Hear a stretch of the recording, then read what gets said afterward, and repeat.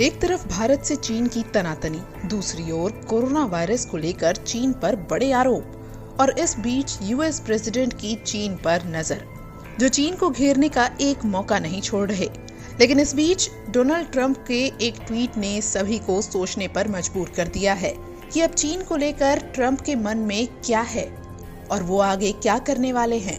Donald Trump चीन से किस कदर परेशान हैं, इसका अंदाजा शुक्रवार को उनके एक ट्वीट से लगाया जा सकता है, जिसमें उन्होंने सिर्फ एक शब्द लिखा है, चाइना। सुबह उठकर करीब 6:30 बजे अमेरिकी राष्ट्रपति ट्रंप ने एक ट्वीट किया, जिसमें सिर्फ उन्होंने मोटे अक्षरों में लिख दिया, चाइना।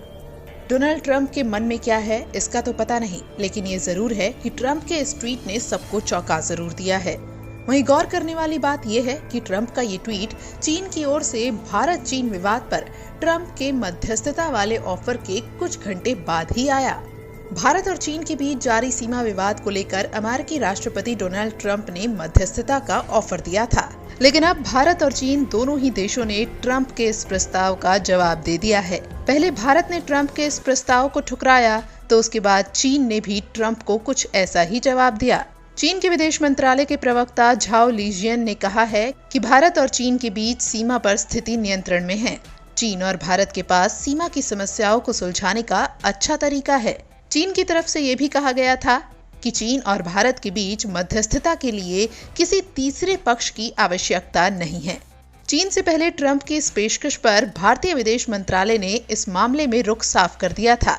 भारतीय विदेश मंत्रालय के प्रवक्ता अनुराग श्रीवास्तव ने कहा था कि चीन के साथ सीमा विवाद के शांतिपूर्ण समाधान के लिए बातचीत जारी है।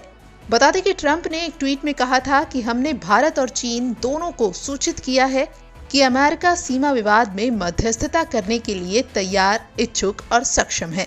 दरअसल पिछले दिनों लद्दाख और सिक्किम के कई एलएसी से लगते इलाकों में भारत और चीन दोनों की सैन्य गतिविधि देखी गई। इसकी वजह से दोनों देशों के बीच तनाव बढ़ गया। भारत ने इसको लेकर आपत्ति भी जताई।